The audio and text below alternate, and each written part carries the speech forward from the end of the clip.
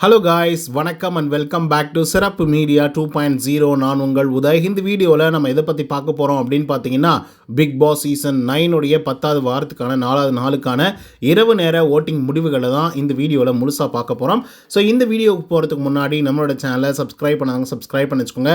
பக்கத்தில் ஒரு bell icon இருக்கும், அதையும் ப்ரெஸ் பண்ணி ஹாலில் போட்டுக்கோங்க. அப்போ தான் நாங்கள் அப்டேட் பண்ணுற ஒவ்வொரு வருஷமும் உங்களுக்கு நோட்டிஃபிகேஷனாக வந்து சேரும்.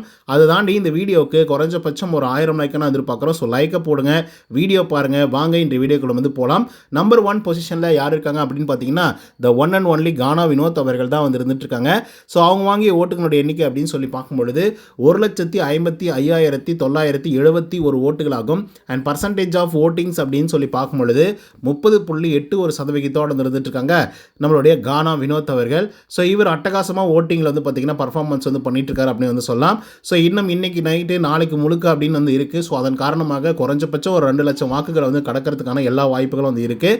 ஸோ அப்படி கடந்துட்டாரு அப்படின்னா கண்டிப்பாக நம்மளால் கன்ஃபார்மாக சொல்ல முடியும், டாப் 2 வந்து இருக்காங்களோ இல்லையோ, டாப் 1 வந்து இருக்கிறதுக்கான வாய்ப்புகள் இருக்குது கானா வினோத் அவர்களுக்கு. ரீசன் என்ன அப்படின்னு பார்த்தீங்கன்னா, நிறைய பேர் வந்து நாமினேஷனில் வரும்போதும், அதுவும் டஃப்பான கண்டஸ்டன்ட்டுங்களாம் நாமினேஷனில் வரும்போதும் நம்பர் 1 பொசிஷனை பிடிக்கிறாரு. ஸோ அந்த ஒரு காரணத்துக்காக சொல்கிறேன். 2வது பொசிஷனில் யார் இருக்காங்க அப்படின்னு பார்த்தீங்கன்னா, நம்மளுடைய சபரிநாதன் அவர்கள் தான் வந்து இருந்துட்டு இருக்காங்க. ஸோ அவங்க வாங்கி ஓட்டுகளுடைய எண்ணிக்கை அப்படின்னு சொல்லி பார்க்கும்பொழுது 90,469 ஓட்டுகளாகும். அண்ட் பர்சன்டேஜ் ஆஃப் ஓட்டிங்ஸ் 17.87% இருந்துட்டு இருக்காங்க சபரநாதன் அவர்கள். ஸோ இவங்களை பொறுத்தவரையிலும் சூப்பராக பர்ஃபார்மன்ஸ் இந்த வாரத்தில் வந்து பண்ணிட்டு இருக்காங்க. 2 கேஸில் வந்து பார்த்தீங்க அப்படின்னா அஃபேர் ஆயிருந்தாங்க. ஸோ அதில் வந்து பார்த்தீங்க அப்படின்னா அட்டகாசமாக வந்து கேம் ப்ளே பண்ணிட்டு இருந்தாங்க அப்படின்னு வந்து சொல்லலாம். ஸோ அதுக்கடுத்த 3வது பொசிஷனில் யார் இருக்காங்க அப்படின்னு பார்த்தீங்கன்னா, கம்ருதீன் அவர்கள் வந்து இருந்துட்டு இருக்காங்க. ஸோ அவங்க வாங்கிய ஓட்டுகளோட எண்ணிக்கை அப்படின்னு சொல்லி பார்க்கும்பொழுது 77,250 ஓட்டுகளாகும். அண்ட் பர்சன்டேஜ் ஆஃப் ஓட்டிங்ஸ் அப்படின்னு சொல்லி பார்க்கும்பொழுது 15.26% இருந்துட்டு இருக்காங்க நம்மளுடைய கமருதீன் அவர்கள். ஸோ கமருதீனை பொறுத்தவரையிலும் ஒரு சிறப்பான பர்ஃபார்மன்ஸை வந்து பார்த்தீங்கன்னா பண்ணிட்டு இருக்காங்க. நம்ம கிட்ட பண்ணுறாங்களோ இல்லையோ, அட்லீஸ்ட் பார்வதி கிட்டேயோ அதுக்கப்புறம் அரோரா கிட்டேயும் வந்து பண்ணிட்டு இருக்காரு. ஸோ அதன் காரணமாக கூட இவருக்கு வாக்குகள் அதிகமாக இருக்குது அப்படின்னு வந்து சொல்லலாம். ஸோ அதுக்கடுத்த 4வது பொசிஷனில் யார் இருக்காங்க அப்படின்னு பார்த்தீங்கன்னா, சாண்ட்ரா அவர்கள் வந்து இருக்காங்க. ஸோ அவங்க வாங்கி ஓட்டுகளுடைய எண்ணிக்கை அப்படின்னு சொல்லி பார்க்கும்பொழுது 70,014 ஓட்டுகளாகும். அண்ட் பர்சன்டேஜ் ஆஃப் ஓட்டிங்ஸ் அப்படின்னு சொல்லி பார்க்கும்பொழுது 13.83% இருந்துட்டு இருக்காங்க சாண்ட்ரா அவர்கள். ஸோ சாண்ட்ரா அவர்கள் வந்து பார்த்தீங்க அப்படின்னா எதுவுமே பெருசாக பர்ஃபார்மன்ஸ் வந்து இப்போ வரைக்குமே வந்து பண்ணதில்லை. ஃபஸ்ட்டு 2 வீக்ஸ் வந்து பண்ணாங்க. ஒரு வீக் வந்து பயங்கர பாசிட்டிவாக வந்து அமைஞ்சது, ஒரு வீக் வந்து பார்த்திங்கன்னா மிகப்பெரிய அளவில் நெகட்டிவாக வந்து அமைஞ்சது. ஸோ அதன் காரணமாக சாண்ட்ரா அவர்களுக்கு வந்து நல்லா அப்வர்டில் வந்து போயிட்டு இருந்தவங்க டக்குன்னு வந்து பார்த்திங்கன்னா டவுன்வர்டு வந்து வந்தாங்க. பட் இப்போ வந்து பார்த்திங்கன்னா ஆவரேஜான ஒரு பர்ஃபார்மன்ஸ் வந்து பண்ணிட்டு இருக்காங்க. அதுலேயும் பிரச்சனை அவர்கள் எவிக்ட் ஆனதுக்கப்புறம் நல்ல வாக்குகள் வந்து இன்க்ரீஸ் ஆகிருக்கு லாஸ்ட் வீக்கை விட. அதுக்கடுத்து 5வது பொசிஷனில் யார் இருக்காங்க அப்படின்னு பார்த்தீங்கன்னா, எஃப்ஜே அவர்கள் வந்து இருக்காங்க. ஸோ அவங்க வாங்கிய ஓட்டுகளோட எண்ணிக்கை அப்படின்னு சொல்லி பார்க்கும்பொழுது 44,022 ஓட்டுகளாகும். அண்ட் பர்சன்டேஜ் ஆஃப் ஓட்டிங்ஸ் அப்படின்னு சொல்லி பார்க்கும்பொழுது 8.69% இருந்துட்டு இருக்காங்க எஃப்ஜே அவர்கள். ஸோ எஃப்ஜேவை பொறுத்தவரையிலும் கூட இந்த வாரத்தில் வந்து ஒரு நல்ல பர்ஃபார்மன்ஸ் வந்து கொடுத்துட்ருக்காரு. ஸோ அவருடைய பாயிண்ட்ஸ் எல்லாமே பயங்கர வேலிடாக வந்து இருந்துகிட்ருக்கு. ஸோ அதன் காரணமாக இவருக்கு வாக்குகள் அப்படிங்கிறது இன்க்ரீஸ் ஆயிருக்கு. இது எப்படி சொல்கிறோம் அப்படின்னு பார்த்தீங்கன்னா, 6வது பொசிஷனில் இருந்து அதுக்கப்புறம் மறுபடியும் 5வது பொசிஷனுக்கு வந்தது மட்டும் இல்லாமல் வியானாவுக்கும் இவருக்குமே வந்து பார்த்திங்கன்னா கிட்டத்தட்ட ஒரு 8,000 வாக்குகள் கிட்ட வித்தியாசம் வந்து இருக்குது. ஸோ அதன் காரணமாக சொல்லிட்டு இருக்கேன். அதுக்கடுத்து 6வது பொசிஷனில் யார் இருக்காங்க அப்படின்னு பார்த்தீங்கன்னா, வியானா அண்ட் 37,642 ஓட்டுகள் வந்து வாங்கியிருக்காங்க. அண்ட் பர்சன்டேஜ் 7.43% இருந்துட்டு இருக்காங்க வியானா அவர்கள். ஸோ வியானா அவர்கள் காணாமலே போய் விட்டாங்க அப்படின்னு வந்து சொல்லலாம். ஸோ வியானா அவர்களை ஆரம்ப காலகட்டத்தில் யார் பார்த்துட்டு இருந்தாங்களோ, ரசிச்சுட்டு இருந்தாங்களோ, அவங்களுடைய கேம் பிளே வந்து யாருக்கு பிடிச்சிருந்ததோ, ஸோ அவங்க மட்டும் தான் வாக்குகள் வந்து செலுத்திட்டு இருக்காங்களோ அப்படிங்கிற மாதிரி வந்து இருக்குது. 7வது பொசிஷனில் ரம்யா ஜோ வந்திருக்காங்க. ஸோ அவங்க வாங்கிய ஓட்டுகளோட எண்ணிக்கை அப்படின்னு சொல்லி பார்க்கும்பொழுது 30,948 ஓட்டுகளாகும். அண்ட் பர்சன்டேஜ் ஆஃப் ஓட்டிங்ஸ் அப்படின்னு சொல்லி பார்க்கும்பொழுது 6.11% இருந்துட்டு இருக்காங்க ரம்யா ஜோ அவர்கள். ஸோ ரம்யாவை பொறுத்த வரலையும் இவங்க எதுவுமே பெருசாக வந்து பண்ணதில்லை, அவ்வளோதான். Very very simple. ஆக்சுவலாக ஃபிசிக்கல் டாஸ்க்கெல்லாம் வந்து கொடுத்துருந்தா மேபி ரம்யா ஜோ யார் அப்படின்றது வந்து நமக்கு வந்து தெரிஞ்சிருக்கும். ஏன்னா ஆரம்ப காலகட்டத்தில் 1-2 ஃபிசிக்கல் டாஸ்க் வந்து கொடுத்துருந்தாங்க. ஸோ அந்த டாஸ்க் வந்து பார்த்திங்கன்னா சூப்பராக பர்ஃபார்மன்ஸ் வந்து பண்ணியிருந்தாங்க. ஸோ நல்ல ஒரு விமர்சனத்தையும் வந்து பெற்றிருந்தாங்க.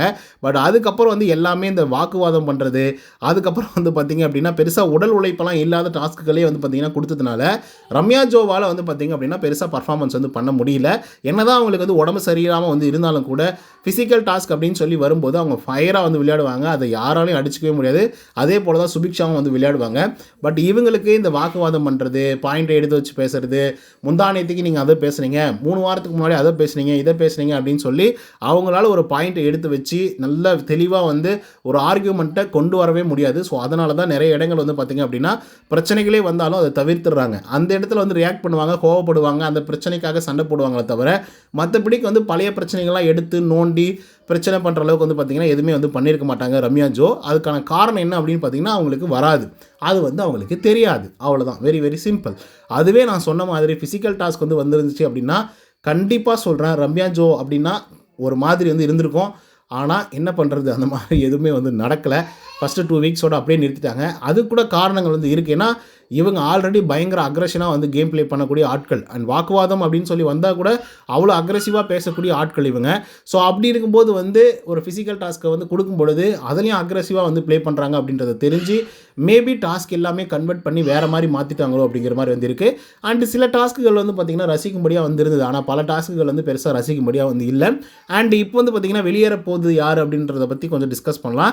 எஃப்ஜே வந்து பார்த்திங்க அப்படின்னா சேஃபர் ஜோனுக்கு வந்து போயிட்டாங்க. ஆக்சுவலாக 3 பேர் டேஞ்சர் ஜோனில் இருந்தாங்க, எஃப்ஜே, வியானா மற்றும் ரம்யா அவர்கள். ஸோ இதில் வந்து பார்த்திங்கன்னா எஃப்ஜே வந்து சேஃபர் ஜோனுக்கு வந்து போயிட்டான். அதுக்கான ரீசன் என்ன அப்படின்னு பார்த்திங்கன்னா இந்த வாரத்தில் அவனு மேலே வந்து 2 கேஸ் வந்து போடப்பட்டது. ஒன்று வந்து ஆதிரை வந்து போட்டாங்க, இன்னொன்று வந்து பார்த்திங்க அப்படின்னா நம்மளுடைய பார்வதி அவர்கள் வந்து போட்டிருந்தாங்க. ஸோ அதில் வந்து பார்த்திங்க அப்படின்னா பார்வதி கிட்டேயும் வந்து தோற்று போயிட்டாப்புல, அதே போல் ஆதிரை கிட்டேயும் வந்து பார்த்திங்க அப்படின்னா தோற்று போயிட்டாப்புல. ஆதிரை கிட்ட ஆமாங்க நான் எல்லாமே பண்ணேன் அப்படின்னு சொல்லி ஒத்துக்கொண்டார். என்ன தான் வந்து ஆதிரை அவர்கள் வெற்றி பெற்றிருந்தாலும் எஃப்ஜே அவர்கள் தான் பயங்கரமாக ஸ்கோர் பண்ணியிருப்பாப்புல அந்த இடத்துல. அதே போல் பார்வதி கிட்ட அவங்க தோற்றே போயிருந்தாலும் பார்வதிக்கு அகெயின்ஸ்டாக அவங்க பேசப்பட்ட சில தாட்ஸ் எல்லாம் வந்து இருக்குல்ல, சில சிந்தனைகள், அதுக்கப்புறம் அவருடைய வாக்குவாதம் எல்லாம், ஸோ அதெல்லாம் வந்து வெகுவாக கவர்ந்த மாதிரி வந்து இருந்தது. அது மட்டும் இல்லாமல் பார்வதியோட ஏட்ரட்ஸ் வந்து இருக்காங்கல்ல, அவங்களுடைய எதிர்ப்பாளர்கள், ஸோ அவங்க எல்லாமே வந்து பார்த்திங்க அப்படின்னா எஃப்ஜேவுக்கு பயங்கரமாக சப்போர்ட்டிவாக வந்திருந்தாங்க. மேபி இப்படி யோசிச்சிருந்துருக்கலாம். ஸோ அடுத்த கட்டத்துக்கு அடுத்த வாரத்துக்கு வந்து இவங்க 2 பேருமே வந்து போனாங்க அப்படின்னா மேபி எஃப்ஜே அவர்கள் வீட்டுக்குள்ளே இருந்தார் அப்படின்னா இன்னும் கூட நல்ல ஃபைட்டை வந்து எதிர்பார்க்கலாம், இன்னும் கூட பார்வதி அவர்களை எக்ஸ்போஸ் பண்ணலாம் அப்படின்றதுக்காக கூட எஃப்ஜே அவர்களுக்கு வந்து பார்த்திங்கன்னா வாக்குகள் வந்து செலுத்தப்பட்டிருக்கலாம் அப்படிங்கிறது தான் என்னுடைய கருத்தாக வந்து இருந்துகிட்ருக்கு. பட் எனிஹவ் இப்போது அவர் வந்து பார்த்திங்க அப்படின்னா டேஞ்சர் ஜோன்லேருந்து சேஃபர் ஜோனுக்கு வந்து போயிருக்காங்க. ஸோ அதுக்கு அடுத்த கட்டமாக 2 பேர் தான் வந்து இருக்காங்க, ஒன்று வியானா அண்ட் இன்னொன்று வந்து பார்த்திங்க அப்படின்னா ரம்யா. ஆக்சுவலாக இதுக்கு முன்னாடி வாரங்கள்லாம் வந்து எப்படி இருந்தது அப்படின்னு பார்த்திங்க அப்படின்னா ரொம்ப அழகாக இருக்கும், சிம்பிளாக வந்து இருக்கும். ஏன்னா 6 பேர் வந்து பார்த்திங்க அப்படின்னா டேஞ்சர் ஜோனில் வந்து இருந்துகிட்டு இருப்பாங்க. ஸோ அப்படி இருக்கும் பொழுது ரொம்ப குழப்பத்துலேயும் வந்து இருக்கும். ஸோ இவங்க தான் வந்து எவிக்ட் ஆகி போகிறாங்க அப்படின்னு சொல்லிட்டு நம்ம ஒரு கருத்தை சொன்னோம் அப்படின்னா அங்கே ஒரு ஆள் வந்து பார்த்திங்கன்னா எவிக்ட் ஆகி வெளியே போவாங்க. அதுக்கு ரீசன்ஸ் எல்லாம் வந்து இருக்குது, ஓகேங்களா.